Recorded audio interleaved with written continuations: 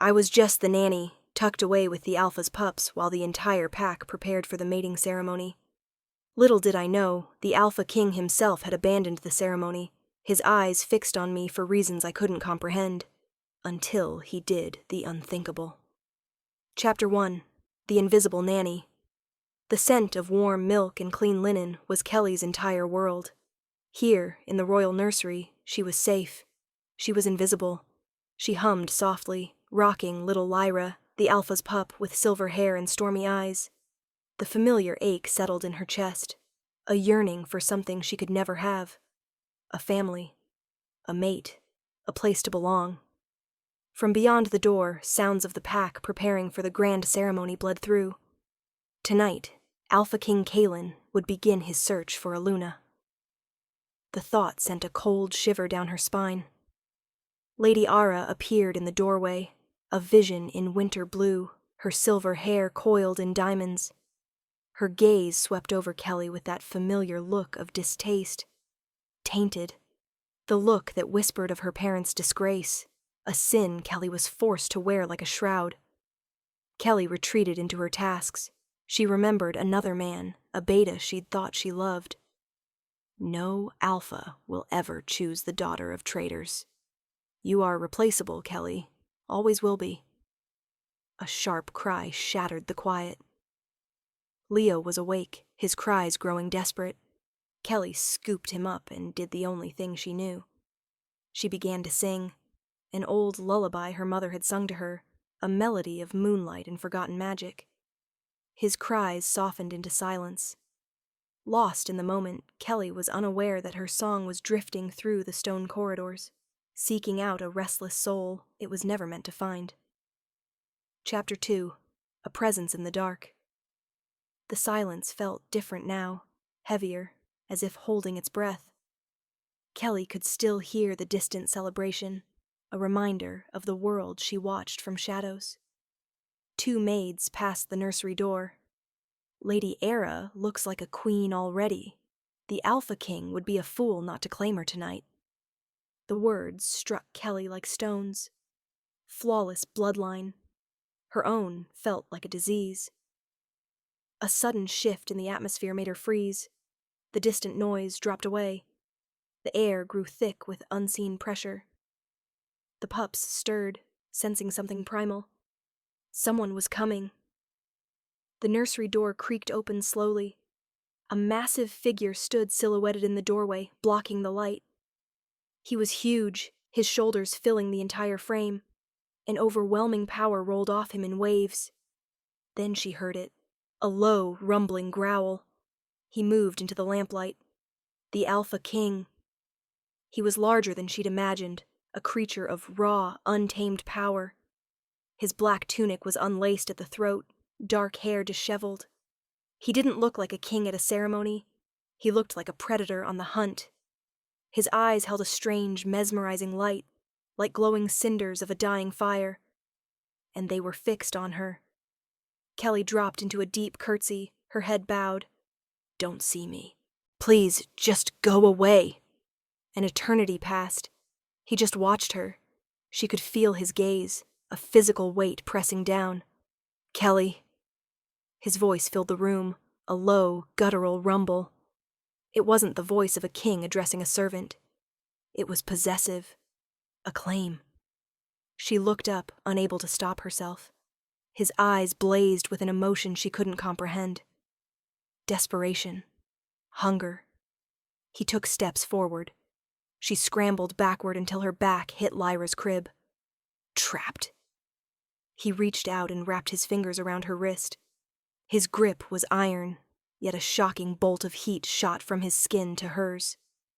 It wasn't painful. It was awakening. He held her there, his thumb stroking her wrist, his burning eyes searching her face as if memorizing every detail. Then, without a word, he turned, pulling her effortlessly to her feet and tugging her toward the door. As they reached the doorway, he paused. A growl ripped from his chest. A single, definitive word that sealed her fate forever. Mine. Chapter 3. The King's Declaration. The word echoed. Mine. Then the world became a blur. Kaylin's grip on her wrist was iron, and he was dragging her from the nursery into the heart of the storm. His footsteps were heavy, deliberate. Hers were frantic, stumbling. They burst through the towering doors of the great hall. A wave of sound, music, laughter, died instantly. 1,000 conversations choked into silence. 1,000 pairs of eyes fixated on them. The room was a galaxy of glittering lights and silks. Every face was turned toward the spectacle of their alpha king, holding the wrist of a terrified, plain-faced nanny. Kelly wanted to shrink under the weight of their collective gaze. Their judgment was a physical blow. Their scorn, 1,000 needles piercing her skin. Kaylin didn't slow. He pulled her through the parted crowd until they reached the raised dais at the front, where 2 ornate thrones sat empty. He stopped beside the Alpha's throne and turned to face the silent pack. He raised their joined hands high for all to see. A gasp rippled through the hall. "Tonight, you expected me to choose a Luna." His voice was a raw roar. "You expected a choice of politics, of bloodline, of convenience." He paused. "My wolf has made its choice. My heart and my very soul have chosen." He looked back at the pack, his voice dropping to a deadly growl. "This woman is my mate." The crowd erupted in venomous whispers. "The nanny! Her parents were traitors. This is an insult." Lord Valerius, head of the Elder Council, stepped forward, his face a mask of cold fury. "Alpha King, you cannot be serious. The law is clear. The Luna must be of noble bloodline, not someone who weakens it with a legacy of shame." Kaylin remained perfectly still. When he finally moved, his glowing gaze pinned the Elder in place. A low snarl vibrated in his chest. "The law serves the pack," Kaylin growled dangerously soft. "And my mate will strengthen this pack because she is mine. Challenge my choice, Valerius, and you challenge me." Lady Era glided forward. "Kaylin, after all these years, after everything, you would disgrace your throne with her?" Kaylin didn't even grant her a glance. He turned his back on the council, on Ara, on the entire assembly. He chose her over his kingdom. With his hand still locked around her wrist, he pulled her from the dais, dragging her away from the public execution of her old life. Chapter 4. The Prisoner. The heavy oak door slammed shut with dreadful finality. They were alone. He finally released her wrist, the skin red and tingling. He didn't look at her. Instead, he began to pace, a restless, contained violence that made the vast space feel suffocating. "Why?"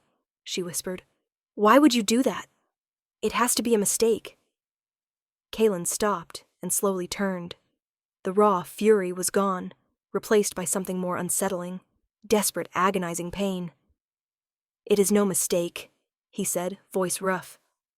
"For 5 years, since the northern skirmish, my world has been gray, muted. My wolf senses were damaged. I can barely sense my own pack. Food tastes like ash." He took a step closer. "But you, when you sang, it was like the sun breaking through clouds for the first time. Your scent, jasmine and moonlight and home. You are the only thing in this world that feels real to me." She was his cure, his anchor in a world that had faded to nothing. He backed her against a massive desk. "You feel it too, don't you? This pull, this certainty. It's the mating bond. It has chosen you." The primal part of her recognized the truth. There was a pull, a terrifying connection. But her mind screamed for escape, rejection. It was her only way out. As if he'd heard her silent plea, his body went rigid. Lethal coldness entered his eyes. He leaned closer, his breath warm against her skin. His next words were not a request. They were a vow. "Reject me," he whispered, "and I will burn this world to ash." Chapter 5. The Gilded Cage. Morning arrived with cold, impersonal light. Kelly woke, gasping, drowning in silk sheets. This wasn't her room. This was a cage, gilded and beautiful, but a cage nonetheless. Kaylin's threat echoed. Reject me, and I will burn this world to ash. She had to survive. Learn the rules of this terrifying new reality. 2 servants entered with armfuls of gowns in jewel tones. The maids worked in silence, eyes refusing to meet hers. A new kind of invisibility. Now she was avoided because she was a scandal. She had to see the pups. With resolve, she walked to the door. Forgive me, my lady. A royal guard stopped her. The Alpha King has given explicit orders. You are to remain in these chambers for your own safety. Her last connection to her old life was now forbidden. Let me pass. Lady Ara appeared, dismissing the guard with a flick of her wrist. Ara glided into Kelly's chamber, eyes glittering with predatory light. Enjoying the silks, little nanny? Don't get too comfortable. He tires of his new toys rather quickly. She circled Kelly, like a wolf assessing prey. He'll discard you, just like he discarded me. Ara paused at the door. An alpha's desperation is not the same as his devotion. Remember that. The door clicked shut, leaving Kelly alone with the chilling echo. Chapter 6. A secret revealed days blurred into monotonous cycles. Kelly existed in quiet despair, a ghost haunting her opulent prison. Kaylin was a phantom, a distant storm she could feel raging through the castle, but one who never came near. Then one evening he appeared. Come with me. He led her through quiet corridors, away from grand spaces. He was leading her back to the only place that had felt like home, the nursery. The guards were gone. He pushed the door open. There, sleeping peacefully, were Lyra and Leo. This was not a command. It was an offering. Relief washed over her. She moved past him, going immediately to the cribs, smoothing Lyra's hair, adjusting Leo's blanket. She felt Kaylin's presence behind her. They are not just the Alpha's pups, he said quietly. They are my brother's children, my brother Liam and his mate Anya. They were murdered 6 months ago. The confession hung heavy. A hidden murder, not a rogue attack as claimed. This secret could tear the kingdom apart. He was entrusting her with his greatest weakness, his most profound pain. Hesitantly, she placed a hand on his forearm. Kaylin, your secret is safe with me. In that quiet vow, everything changed. She was now a keeper of his secrets, a guardian of his heart. Chapter 7. The Growing Storm. A fragile truce settled between them. In the evenings, Kaylin would retrieve her, and they would sit in the nursery together, watching the pups sleep. Sometimes they would share a silent vigil by the fire. In those quiet hours, she began to see past the crown and the beast. She saw exhaustion carved around his eyes, the gentle way his hand would stroke Leo's cheek, the grief that shadowed his face. A dangerous warmth began to smolder in her chest. But this intimacy was shadowed by rising political strife. Kaylin was under constant assault from the Elder Council. She would hear his anger through thick doors. They were using her tainted blood, to undermine his authority. Kaylin's protectiveness intensified, becoming smothering. He forbade her from leaving the royal wing. The more he shut her out, the more their fragile trust began to fray. The tension snapped one evening. He stormed into his chambers after a vicious meeting, silent fury rolling off him in waves. Seeing his distress, Kelly prepared chamomile tea and brought it to him. Kaylin, she said softly. He stopped, turning to face her. The rage dissolved, replaced by raw, aching loneliness. He reached out, his hand closing over hers on the cup, fingers intertwining. Kelly, he breathed, voice thick with desperate longing. The air grew heavy, crackling with unspoken need. He gently took the cup, setting it aside. He drew her closer until only inches separated them. He leaned in, his scent overwhelming her, his lips parting slightly. Just as his lips were about to touch hers, he flinched back as if burned. Self-loathing twisted his features. He released her hand, turning his back. "Get out!" he rasped, his voice broken. The rejection was more painful than any insult. The intimacy had been real, but the wall he kept between them was more powerful. Chapter 8. The Spark of Defiance. Weeks of suffocating tension followed. Finally, Kelly found courage. She stood before him and told him she was going to the castle gardens. After a long battle of wills, he conceded with a curt nod, on condition his guards surround her. The gardens were not the sanctuary she hoped for. Lord Marius, one of Valerius's allies, was there.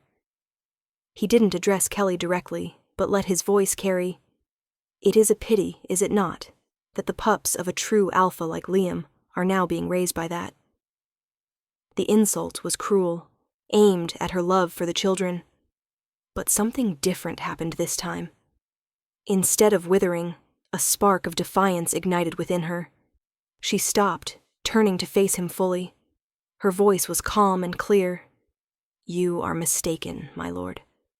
The only pity here is that a noble title is wasted on a man who possesses neither the honor to respect his king's choice, nor the basic decency to respect the memory of a fallen alpha and his mate." She stepped closer. "Perhaps you have forgotten who their father was. I have not." Marius's sneer faltered, replaced by shock. Before he could respond, Kellen moved. He grabbed the front of Marius's tunic, lifting him from the ground.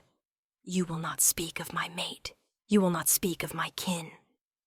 He slammed Marius against a stone archway. "If you ever do so again, I will tear the tongue from your worthless throat." Later that night, as Kelly walked back to her chambers, a black-fledged arrow suddenly thudded into the stone wall inches from her head. They were no longer trying to shame her. They were trying to kill her. Chapter 9. The Broken Bond. The castle became a fortress. Guards patrolled every corridor. Kelly was more of a prisoner than ever. The tension finally snapped in Kalen's chambers. "This is your fault," she cried out. "This cage you keep me in does nothing. It only paints a bigger target on my back." His control shattered. "I am trying to keep you alive," he roared, sweeping objects crashing to the floor. "I am trying to hold on to the one thing in this gray world that matters." In the heart of this inferno, he let the truth slip. "How am I supposed to protect you when the bond won't even ignite properly?" He trembled with the force of his confession. "It isn't whole. It feels broken." A true mating bond was a roaring conduit of shared strength. But theirs was just a flicker, because his wolf was too damaged from whatever happened in the north. He could sense her, feel the pull, but the final connection remained unlit. The words struck Kelly like a physical blow. Ara's whisper echoed, "An alpha's desperation is not the same as his devotion." It was true. He hadn't chosen her. He'd grabbed for a cure that was failing. With tears streaming, she walked toward him. She would end it. This was the only mercy she could offer. She began, but as she opened her mouth to speak the rejection, she saw it. Beneath the rage, beneath the desperation, sheer, unadulterated terror. The great Alpha King was terrified of losing her. She couldn't say it, but the unspoken rejection hung between them, a poison threatening to consume them both. Chapter 10. The Silver Light. The silence that followed was suffocating. The rejection she hadn't spoken was louder than any shout. Kalen stared at her, terror in his eyes slowly consumed by agony. He clutched his head, his body starting to tremble. A sickening crack echoed as his bones began to shift. This wasn't a controlled shift.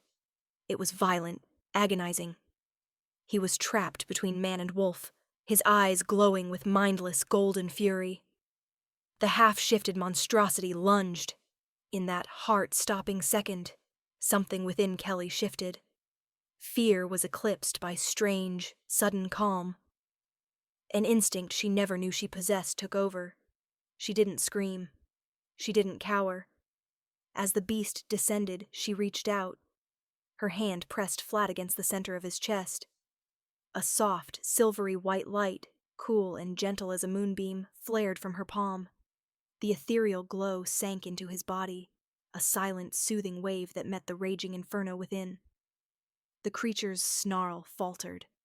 The violent spasms ceased, the golden fury dimmed, revealing the shocked human gaze of Kaelin beneath. The raging storm inside him was silent. For the first time in years, his wolf was utterly at peace. He stumbled backward, stunned. He stared at her hand, then at his chest. Where had that light come from? What had she done? A sharp knock shattered the moment. A guard burst in. "My king, we've captured one of the assassins." Kaelin tore his gaze from Kelly and strode out, but Kelly saw a figure lingering in the shadows. Lady Era. Her face was cold, calculating realization. She'd seen the flash of silvery light. She knew the little nanny was something more. And the look in Ara's eyes was a new, dangerous vow. She would find out what Kelly was, and she would destroy her for it. Chapter 11. The Poisoned Chalice. In the following week, Kelly made a choice. Hiding was no longer an option. She found Kaelin preparing for a council meeting. "I'm coming," she said. This was not the act of a frightened servant. This was a choice, a deliberate step into the fire. As they walked the corridor, shock rippled through the castle staff. They moved as a united front. When they entered the council chamber, conversation ceased. Lord Valerius and the elders hardened into masks of cold fury. Kaelin strode to his throne and nodded to the empty space at his right hand, the seat reserved for the Luna. With a steadying breath, Kelly walked across the stone floor. She reached the spot beside the king and stood, meeting Valerius's glare without flinching. "I am here. I am his mate, and I am not afraid of you." After the meeting, as elders filed out, Kelly overheard Valerius's whisper. "She grows too bold. She must be dealt with before the coronation." Her gambit had succeeded. They now saw her as a threat that had to be eliminated.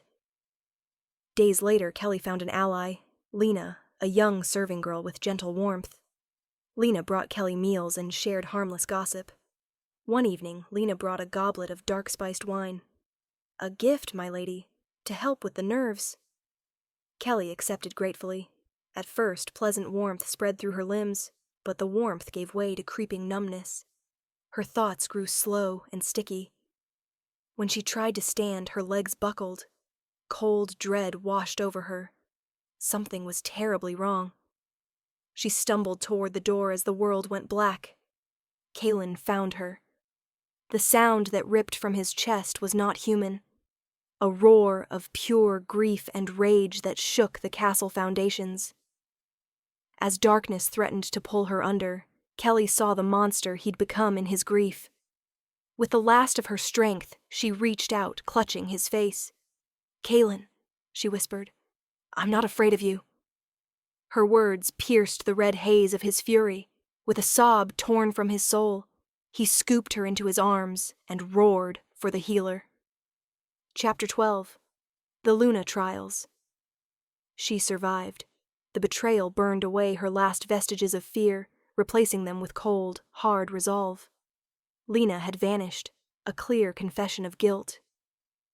Kaelin made a desperate gamble. He invoked the Luna Trials, ancient, perilous rites designed to prove a mate's worthiness.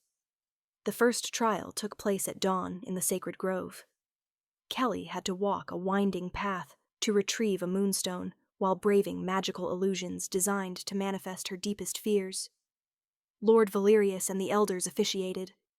Era watched with a predatory smile, certain the little nanny would break. As Kelly stepped onto the path, the world shimmered. Whispers of past rejections and scornful faces swirled around her. She pushed through, focused on the glint of moonstone ahead. Just as she neared her goal, black-clad assassins swarmed into the grove. This was the council's final gambit, to murder her during the trial and claim the sacred magic had rejected her. Chaos erupted. In the melee, one assassin broke free, his eyes landing on an easier target. In a pavilion, Lyra and Leo lay in their bassinet. Kelly saw him. Without hesitation, she abandoned the trial and launched herself forward. She threw her body in front of the bassinet as the assassin's dagger plunged downward. Searing pain exploded in her shoulder. But the pups were safe. Kaelin witnessed it all. She had proven her worth not with magic, but with love so fierce it defied death. As he charged the assassin, Era stepped into the grove's center, her voice ringing with triumphant malice. She bleeds with courage, I'll grant you. But it is the courage of a traitor's whelp, she screamed. Her blood is poison. She is the daughter of Maris and Lorien, the very wolves who betrayed the last king and tried to sell this pack to our enemies. Her moment of greatest heroism was eclipsed by the public revelation of her deepest shame. Chapter 13. The Condemned.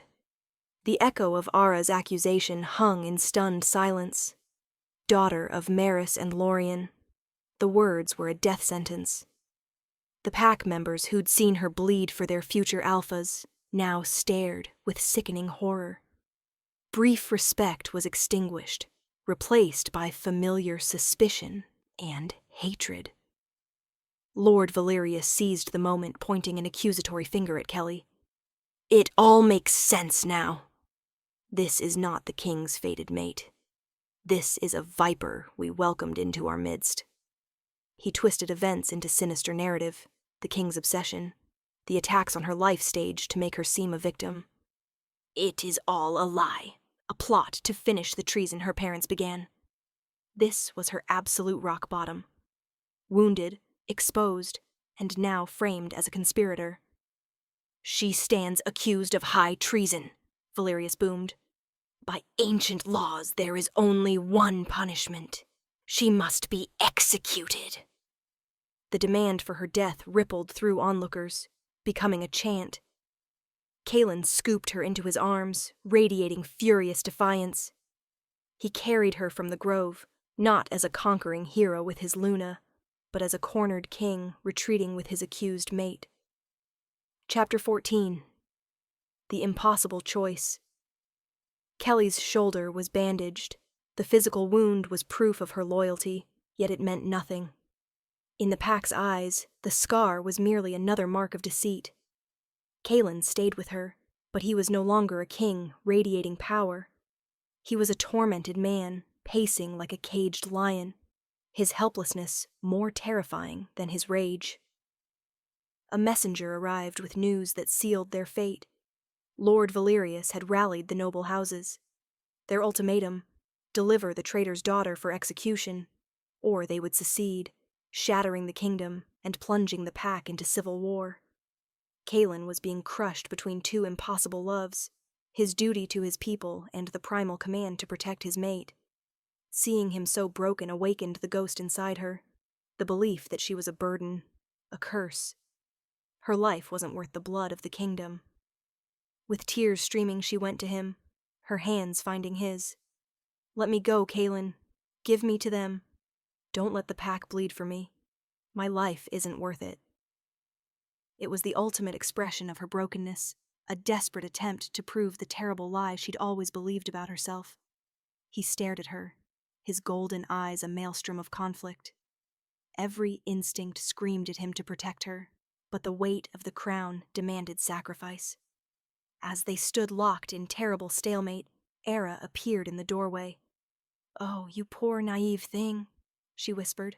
"Don't you see how this ends? He is an alpha. In the end, a true alpha always protects the pack. He will always choose the kingdom." She let the words sink in before gliding away. Kaelin's tortured silence felt like confirmation. Era was right. Chapter 15. The Blood Oath. The great hall was repurposed for judgment. Kelly stood on a raised platform, facing the council and assembled masses. She felt hollow calm. Her death would be her final act of love, the only way to mend the world. Lord Valerius listed the charges, painting her not as their innocent daughter, but as patient, vengeful legacy. The pack, desperate for a scapegoat, drank it in. Just as Valerius raised his hand to pronounce the verdict, the great doors swung open. Kaelin entered. But he wore no crown, no royal finery, just simple black leather. He walked through the parted crowd until he reached the platform. He faced the council, his gaze devoid of rage, filled only with profound sorrow. You demand a price for the sins of the past. You believe she is that price. You are wrong. He drew the ceremonial dagger and laid it on the platform. Then he twisted the Alpha King's signet ring from his finger, the symbol of his power. I am the price, he declared. I will renounce my throne. I will abdicate and surrender my power to this council. He looked at Valerius. I will give you my crown, my kingdom, my entire life in exchange for hers. The world stopped.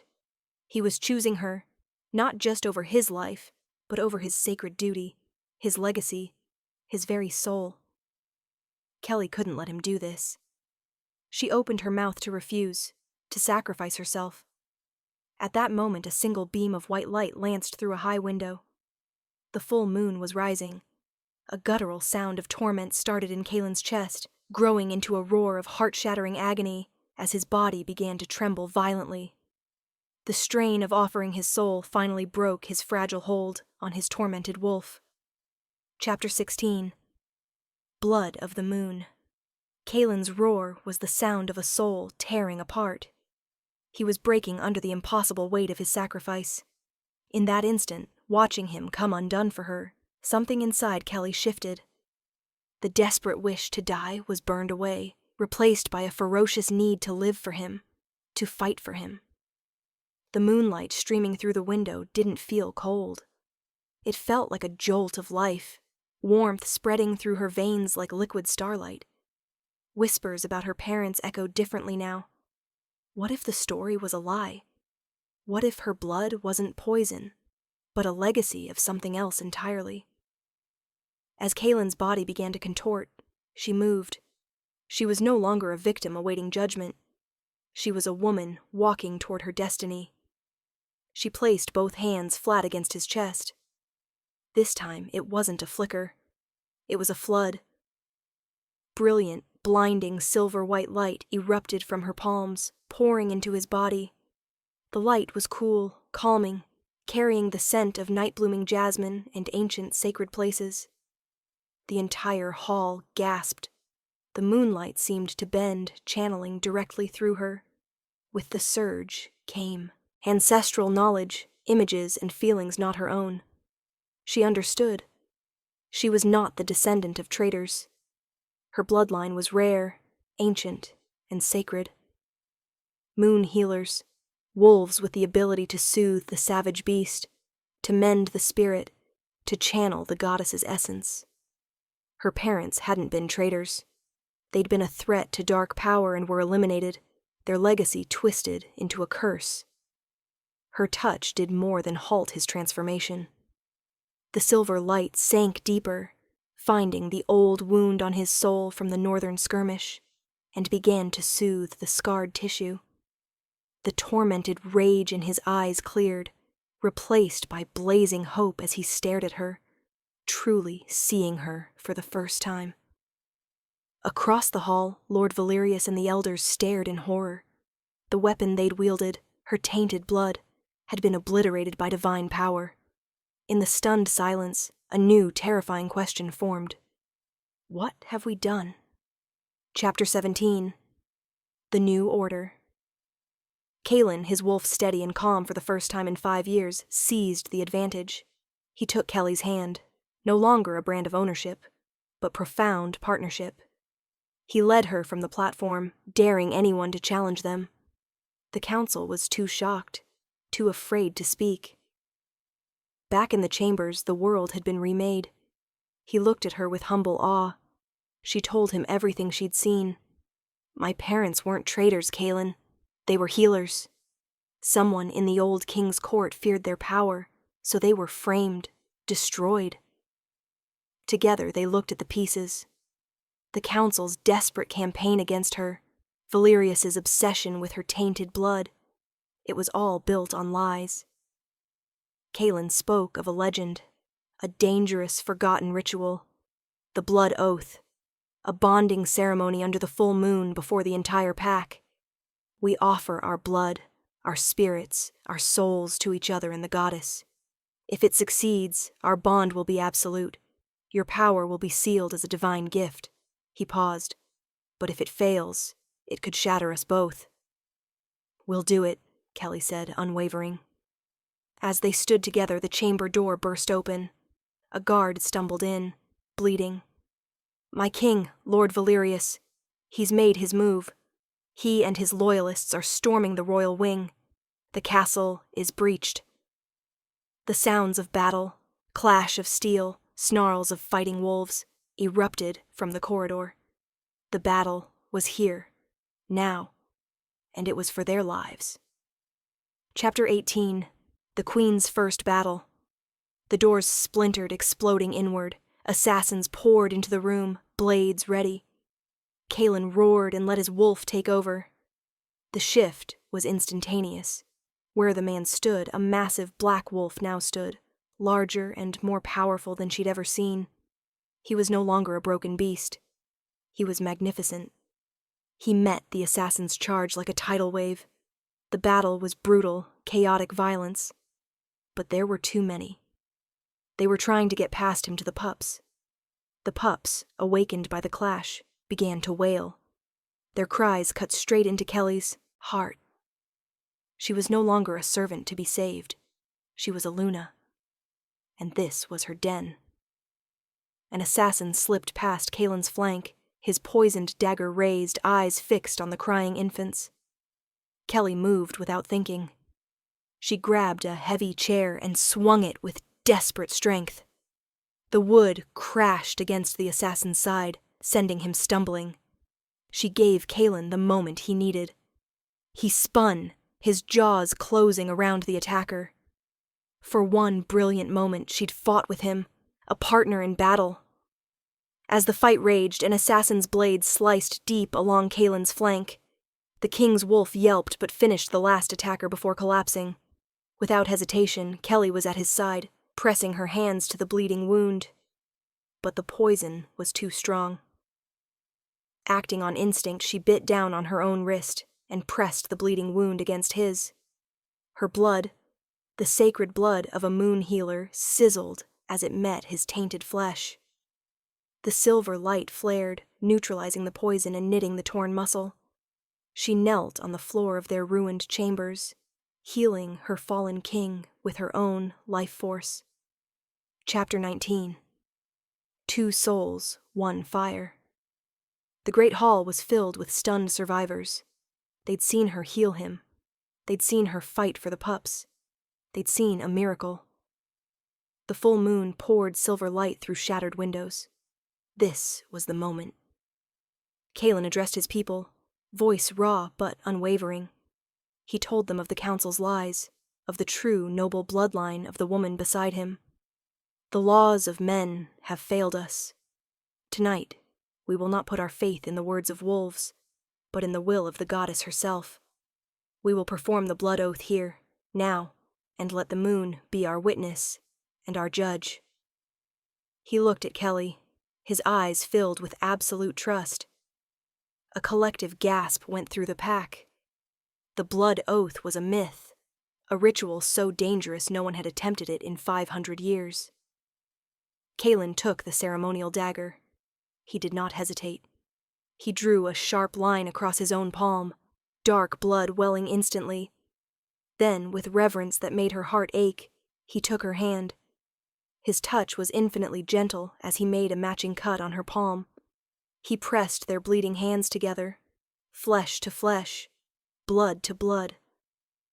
As their wounds met, the moonlight in the room coalesced, focusing into a single intense beam that engulfed them both. Kelly felt his soul touch hers. The raw, untamed power of the Alpha King, his unwavering devotion, his deep love for his people. She opened her spirit to him. She felt the last gray remnants of the wound from the northern skirmish and poured her silver light into it, cleansing the shadows. In return, his strength flooded into her, a tidal wave of pure alpha power that didn't consume her, but completed her. It washed away the last whispers of unworthiness, filling all the hollow places with his unshakable belief in her. The weak spark that had connected them didn't just ignite. It erupted into a roaring, transcendent inferno. Their souls intertwined until they were no longer two separate beings, but two halves of a single, perfect whole. A wave of pure, divine energy radiated from their joined hands, a silent benediction that washed over every wolf in the hall. It was a feeling of profound peace, of absolute rightness, of sacred balance restored. In perfect unison, every wolf in the great hall, noble, guard, and servant alike, sank to one knee. Not for their king, but for their king and their queen. Chapter 20. Always My Queen. The divine energy slowly receded, leaving profound silence. Kelly looked out at the sea of bowed heads. The invisible nanny, the disgraced Omega, the traitor's whelp, all those broken versions of herself were gone, burned away in the fire of the blood oath. She was Luna, and she was home. Kaelin gently unclasped their hands.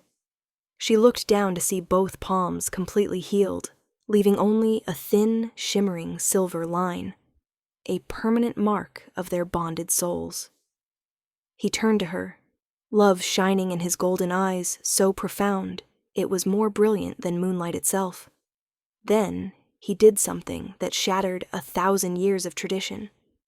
The Alpha King, Kaelin the Unbroken, slowly, deliberately sank to one knee before her, before his mate, before his queen.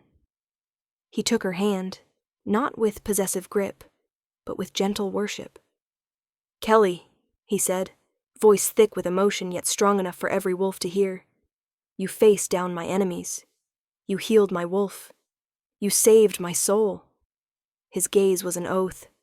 "My life, my crown, my heart. They were always yours. From the moment I heard your song, I was yours." This was the new order. Not a king who ruled over his mate, but a king who knelt before her, their strengths intertwined, their power a perfect, unbreakable circle.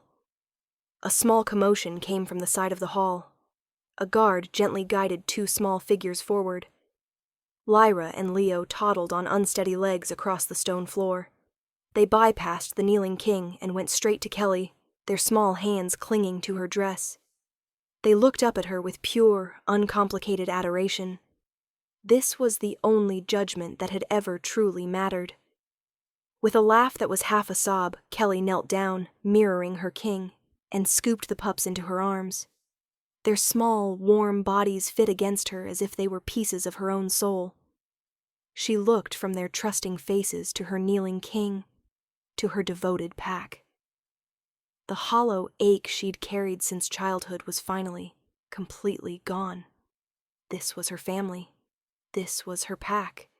She was home. Weeks later, the great hall was unrecognizable. The scars of battle had been replaced by garlands of white moonflowers. Silver banners bearing the new sigil, a black wolf and silver moon intertwined, hung from the rafters. Today was not a trial or a battle. It was a celebration, a coronation, a promise of a new beginning. Kelly stood at the back of the hall, feeling joyful, exhilarating nerves. She was not afraid of being seen anymore. She was ready. The music began, a soft melody of hope and renewal. She walked down the aisle, her steps steady and sure. The entire pack looked at her with genuine, heartfelt reverence and love. Lyra and Leo toddled ahead, scattering moonflower petals with joyous abandon. She reached the dais where Kaelin waited.